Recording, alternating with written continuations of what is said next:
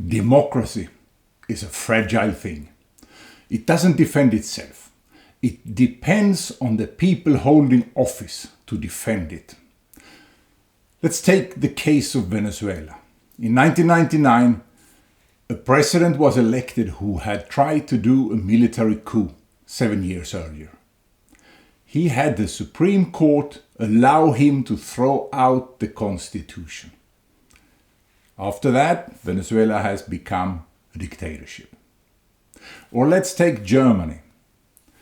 Adolf Hitler, he tried to do a coup, was thrown in jail like Hugo Chavez after him in Venezuela, but came out, was elected, and destroyed democracy. In order to preserve democracy, we, the voters, must make sure not to vote for a candidate who is not committed to safeguard democracy. People will lie. It's hard to judge their intentions. But when you have somebody who has shown a propensity to overthrow democracy, or who outright has expressed the desire to do so, then you cannot vote for him. That is the end of democracy when you vote for a candidate like that. Also, the last defense is the Supreme Court. The Supreme Court has a duty to defend the Constitution. We have a case now in Washington. The Supreme Court has a couple of options.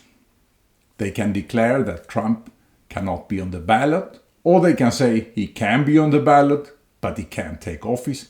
Well, consider that option. Who would be the one to stop him?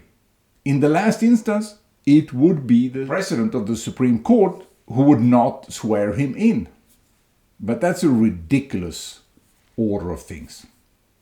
Now, the Supreme Court has to, in the judgment that they're going to make now, they have to put down what is the method.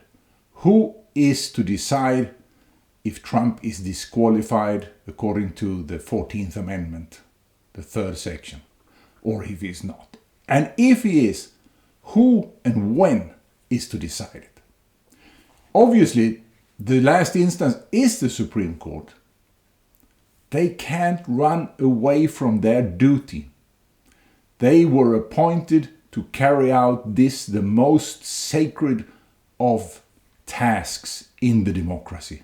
The task of defending democracy itself. Now, history will judge them based on what they do. But the way I see it, they have to assume their responsibility, their patriotic duty.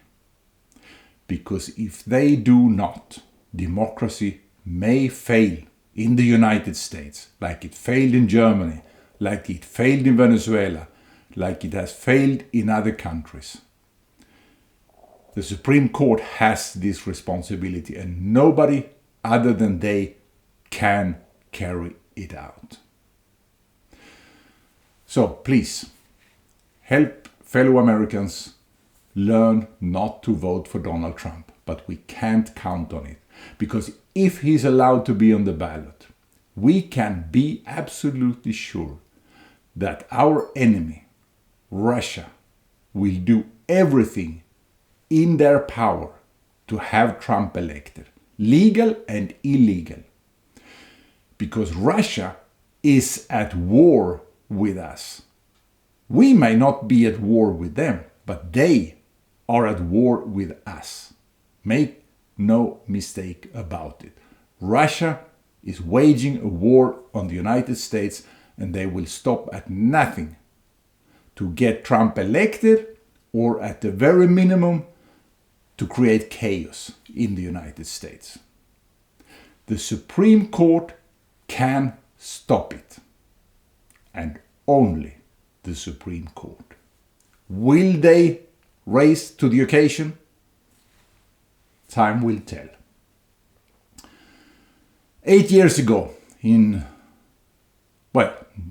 almost 8 years ago, in July of 2016, before Trump had been appointed as the official candidate for the Republican Party, I predicted that if he got appointed and if he got elected, he would not let go of power voluntarily.